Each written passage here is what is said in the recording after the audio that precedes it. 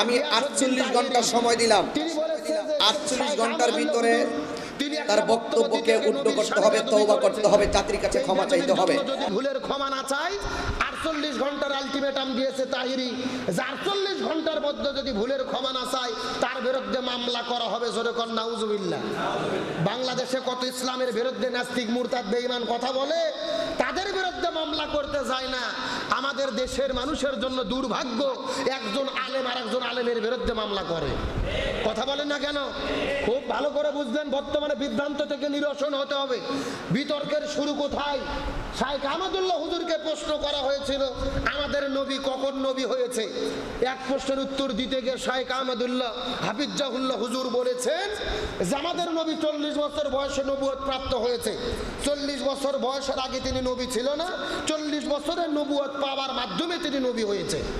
কিন্তু গিয়াসউদ্দিন তাহিরি সহ আহলে সুন্নাত ওয়াল জামাতের লোকজনের দাবি যে না, এই বক্তব্যের মাধ্যমে তিনি আমার নবীর শান এবং মানের সঙ্গে বেদবি করেছে, তিনি কুপুরি করেছে, এমনকি তাকে কাফের বলে ফতোয়া দিয়েছে, ক্ষমা না চাইলে তার বিরুদ্ধে মামলা করবে।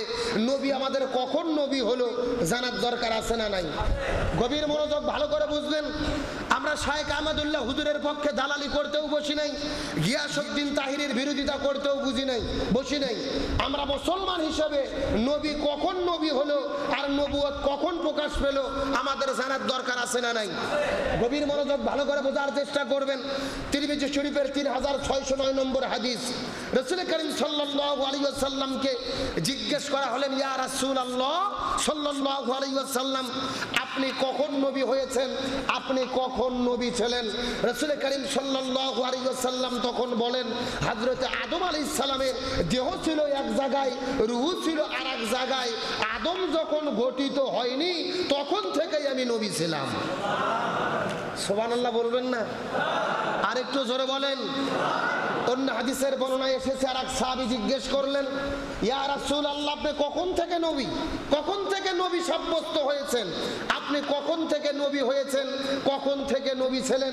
রাসূল করিম সাল্লাল্লাহু আলাইহি ওয়াসাল্লাম বলেন, যেই সময় হযরত আদম আলাইহিস সালামের মাটির দেহ মাটির মধ্যে ঘষাঘষি খাচ্ছিল, মাটির মধ্যে পড়েছিল, ঠিক তখন থেকেই আমি নবী ছিলাম। আর একটু জোরে বলেন। একাধিক সহিহ হাদিস বুখারী শরীফের মধ্যে এসেছে। তাহলে এই সমস্ত হাদিসের দ্বারা বোঝা গেল আমাদের নবী 40 বছর বয়সে নবুয়ত প্রাপ্ত হয়েছে, কথা সত্য। কিন্তু আমার নবী তখনও নবী ছিল যখন হযরত আদম আলাইহিস সালামকে সৃষ্টি করা হয় নাই। এখন বিতর্কিত তো কোন জায়গায়? হযরত আমার রাসূল করিম সাল্লাল্লাহু আলাইহি ওয়াসাল্লাম আদম আলাইহিস সালামের সৃষ্টির আগে নবী সাব্যস্ত হয়েছে। একটা কথা ভালো করে বুঝবেন, নবী সাব্যস্ত হওয়া আর নবী প্রকাশ পাওয়া, নবুয়তের ঘোষণা হওয়া এক জিনিস। একটা হলো সাব্যস্ত হওয়া আর একটা হলো ঘোষণা হওয়া বা প্রকাশিত হওয়া। বিভ্রান্ত হবেন না, একটা উদাহরণ বুঝবেন। আপনারা যারা স্কুল কলেজ ভার্সিটিতে পড়াশোনা করেন, পরীক্ষা দেওয়ার পরে যখন স্যারেরা এক সপ্তাহ পরে 15 দিন পরে খাতা কাটে, সেটা এসএসসি হোক, অনার্স হোক, মাস্টার্স হোক, স্যার যখন খাতা দেখে, খাতা কাটার পরে ফলাফল নির্ধারণ করার পরে যখন খাতার মধ্যে ফলাফল দেওয়া হয়, তখন ফলাফলটা কি হয়? নির্ধারিত হয়, কিন্তু ফলাফল প্রকাশ হয় না। কিন্তু ডিসেম্বরের 1 তারিখে, জানুয়ারির 1 তারিখে ফলাফল ঘোষণা হয়। স্কুলের সব ছাত্র স্কুলে যায় ফলাফল নেওয়ার জন্য। সেই সময় আপনার স্কুলের প্রধান শিক্ষক ফলাফল ঘোষণা করে। ফলাফল ঘোষণা করলো ডিসেম্বরের 1 তারিখ, কিন্তু ফলাফল কি 1 তারিখে নির্ধারিত হয়েছে না আরো 15 দিন আগে নির্ধারিত হয়েছে? ভালো করে বুঝবেন। 15 দিন আগে খাতা দেখা হয়েছে, খাতা মূল্যায়ন করা হয়েছে, কিন্তু 15 দিন আগে ফলাফল প্রকাশ করেনি। তার মানে বোঝা গেল আপনার পরীক্ষার ফলাফল 15 দিন আগে নির্ধারিত হয়েছে আর 1 তারিখে ঘোষণা বা প্রকাশিত হয়েছে। বিভ্রান্ত হওয়ার কিছু নেই। আমার নবী নবী হবে এটা নির্ধারিত হয়েছে আদম নবীর সৃষ্টির আগে। আদম আলাইহিস সালাম যখন মাটিতে গড়াগড়ি খাচ্ছে তখন আমার নবী নবী হবে এটা নির্ধারিত হয়েছে, কিন্তু প্রকাশিত হয় নাই। প্রকাশিত হয়েছে আমার নবীর 40 বছর বয়সে। আমি যেই কথাটা বললাম, এখানে কি বিভ্রান্ত হওয়ার কোনো সুযোগ আছে? একটা হলো নির্ধারিত হওয়া আর একটা হলো ঘোষণা হওয়া বা প্রকাশিত হওয়া। তাহলে এটা নিয়ে দলাদলি করার কি আছে? তর্ক বিতর্ক করার কি আছে? আমার প্রিয় ভাই মুফতি গিয়াসউদ্দিন তাহিরিকে বলবো, তার সঙ্গে আমার কথা হয়। নিজে ব্যক্তিগতভাবেও কথা বলেছি গত কয়েকদিন আগে, বিরোধিতা করার জন্য নয়। বিশেষ করে আমরা মাদ্রাসায় যারা পড়াশোনা করেছি ক্লাস 1 থেকে দাখিল পর্যন্ত, এমন কোনো বছর নাই যেই বছরে পরীক্ষায় এই প্রশ্ন আসেনি যে নবী কত বছর বয়সে নবুয়ত পাইছে, এই প্রশ্ন আসেনি এমন কোনো বছর নাই। প্রত্যেক বছর এই প্রশ্ন এসেছে। এই প্রশ্নের উত্তর না লেখে আমিও পাশ করিনি, গিয়াসউদ্দিন তাইরি ভাই সেও পাশ করেনি। যে পরীক্ষায় পাশ করলেন যেই প্রশ্ন দিয়ে, সেই প্রশ্ন নিয়ে আপনি বিতর্ক করতেছেন কেন? আমার তো মনে হয় এখানে বিতর্কিত করার কিছু নাই। কথা কর না কে? নবী 40 বছর বয়সে নবুয়তের ঘোষণা পাইছে, প্রকাশ পাইছে, নির্ধারিত হয়েছে আগে। তবে একটা কথা আমি পরিষ্কার বলতে চাই, শাইখ আহমদুল্লাহ হুজুর উত্তর দিতে গিয়ে তিনি বক্তৃতার এক পর্যায়ে বলেছেন 40 বছর আগে তো তিনি নবী ছিল না। এখন এই কথার অর্থ তিনি কি বুঝাইছে, এর ব্যাখ্যা কি আমি ভালো দিতে পারবো, তাহিরি ভালো দিতে পারবে, না শাইখ আহমদুল্লাহ হুজুর নিজেই ভালো দিতে পারবে? শাইখ আহমদুল্লাহ হুজুর যদি বলে 40 বছর আগে আমাদের নবী ছিল না, এর দ্বারা আমি বুঝাইছি নবীর নবুয়ত প্রকাশ পায়নি, তাহলে তার বক্তব্যতে বিন্দু মাত্র কোনো ভুল নাই। কিন্তু তিনি যদি বুঝাইতে চায় যে না, নবী একেবারেই নবী ছিল না, 40 বছরের আগে নবী ছিলই না, নবী নির্ধারিত হয়নি, নবী মনোনীত হয়নি, এমন বক্তব্য যদি দেয়, আমি বলবো সে ভুল দিয়েছে তা নয়, তার বক্তব্যের মধ্যে ত্রুটি বিচ্যুতি থাকতেই পারে। তার কারণ শাইখ আহমদুল্লাহ হুজুর উনি ফেরেশতা না, উনি নবীও না, উনি সাধারণ একজন মানুষ। কথা বলেন না কেন? তার বক্তব্যের মধ্যে যদি ভুল বোঝাবুঝি হয়ে থাকে, আমি কখনোই বিশ্বাস করি না যে শাইখ আহমদুল্লাহ হুজুরের চাইতে আমি বেশি বুঝি, তাইরি বেশি বুঝি, এটা মনে করি না।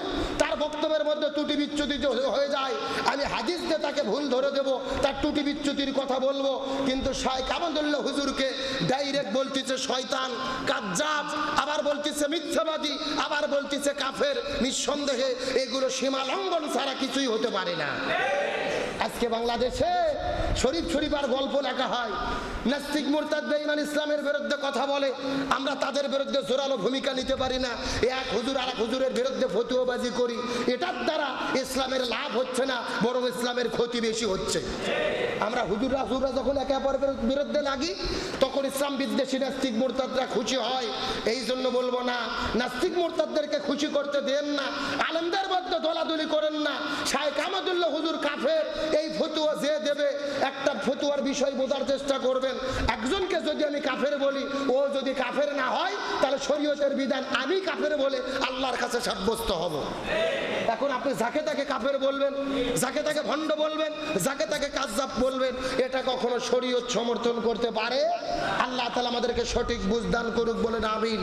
তাহলে হযরত ইব্রাহিম আলাইহিস সালাম তার প্রভুকে নির্ধারণ করলেন, নিজেই গবেষণা করে করে বের করলেন তার রবকে।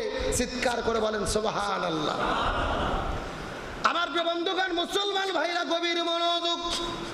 হযরত ইব্রাহিম আলাইহিস সালাম বড় হতে হতে যখন তিনি কৈশোর বয়স উপনীত হলেন, যুবক হয়ে গেলেন, তার মা তাকে সঙ্গে করে নিয়ে যখন বাড়ির মধ্যে ফেরত চলে গেছেন, বাড়ির মধ্যে যাবার পরে হযরত ইব্রাহিম আলাইহিস সালাম লক্ষ্য করে দেখে তার বাবা আজর মূর্তি বানাই, মূর্তিগুলো বাজারের মধ্যে বিক্রি করে, বড় বড় দেবদেবী মূর্তিগুলো নির্মাণ করে, আর ওইগুলো ইব্রাহিমের বাবা আজর বাজারের মধ্যে বিক্রি করে। ইব্রাহিম নবী জিজ্ঞেস করে বলেন, আজর আমার পিতা, এই মূর্তিগুলো আপনি কেন নির্মাণ করেন বলেন তো দেখি? বাবা ডাক দে বলে, ছেলে রে, এইগুলোই হলো আমাদের রব, এইগুলোই হলেন আমাদের দেবতা। জোরে বলেন নাউজুবিল্লাহ। এগুলোর উপাসনা আমরা করি, ইবাদত আমরা করি। ইব্রাহিম আলাইহিস সালাম বলেন, না না না, এই মূর্তিগুলো কখনোই আমাদের রব হতে পারে না, এই মূর্তিগুলো আমাদের কখনোই প্রভু হতে পারে না। প্রভু একজন রয়েছেন, যিনি আসমান সৃষ্টি করেছেন, জমিন সৃষ্টি করেছেন, যিনি নক্ষত্র চন্দ্র সূর্য সবকিছুই পরিচালনা করেন, আর তিনি ব্যতীত দেবদেবী মূর্তি আমাদের কখনোই রব হতে পারে। আরো জোরে বলেন পারে। এইরকম ভাবে ইব্রাহিম নবী মানুষের মধ্যে মূর্তির বিরুদ্ধে কথা বলা শুরু করলেন। আমার বন্ধুগণ, একবার ভাইরা, মুসলমান ভাইরা, গভীর মনোযোগ। ওই কওমের লোকজন প্রতি বছরের মধ্যে নির্দিষ্ট 2 দিন কম থেকে বের হওয়ার পরে মেলার মধ্যে চলে যেত। ওই এলাকার মধ্যে 2 দিন বড় বড় মেলা হতো বছরে। জোরে বলেন কয় দিন? ওই 2 দিন তারা গ্রাম ছেড়ে, কম ছেড়ে মেলার মধ্যে পূজা করার জন্য, আনন্দ করার জন্য বাড়ি থেকে বের হয়ে চলে যেতেন। একদিন ইব্রাহিম নবী লক্ষ্য করে দেখে ওই সমস্ত কওমের মন্দিরের ভেতরে সমস্ত মানুষগুলো বের হওয়ার পরে পূজা করার জন্য, আনন্দ করার জন্য মেলার মধ্যে চলে গেছে। এমন সময় ইব্রাহিম আলাইহিস সালাম ওই সমস্ত মন্দিরের ভেতরে এলাকার মধ্যে যত মূর্তি ছিল সবগুলো মূর্তিকে তিনি কুড়াল দিয়ে একটার পর একটা ভেঙে ফেলেছে। চিৎকার করে বলেন তো দেখি আল্লাহু আকবার। যত ধরে মূর্তি ছিল, দেবতা ছিল, সবগুলোকে হযরত ইব্রাহিম আলাইহিস সালাম একটা একটা করে ভেঙে ফেললেন। সবগুলো মূর্তিকে ভেঙে ফেলার পরে ওখানে সবচাইতে বড় মূর্তি যেটা ছিল ওই মূর্তির কাঁধের উপরে তিনি এই কুড়ালটা রাখলেন। আল্লাহু আকবার কর। এই ঘটনা দেখার পরে শয়তান তো বসে নেই, শয়তানের শরীরে ঘুম। এই দৃশ্য দেখার পর আশ্চর্যিত হয়েছেন। যেই ছোট্ট সন্তান, ছোট্ট যুবক ইব্রাহিম সবগুলো মূর্তিকে ভেঙে ফেললেন, তখন শয়তান মানুষের ভেষ ধরে মাথার মধ্যে টুপি, মুখের মধ্যে দাড়ি নিয়ে এক দৌড়ে মেলার মধ্যে যাওয়ার পরে হাউমাউ করে কান্না করতে করতে কওমের লোকদেরকে ডাকতে বলে সর্বনাশ হয়ে গেল, ধ্বংস হয়ে গেল, মূর্তিগুলোকে ভেঙে ফেলা হলো, দেবতাগুলোকে শেষ করে দেওয়া হলো। এই ঘোষণা শোনার পরে মানুষেরা মেলাতে আনন্দ করা বাদ দিয়ে ওখান থেকে এক দৌড়ে তারা গ্রামে চলে গেলেন।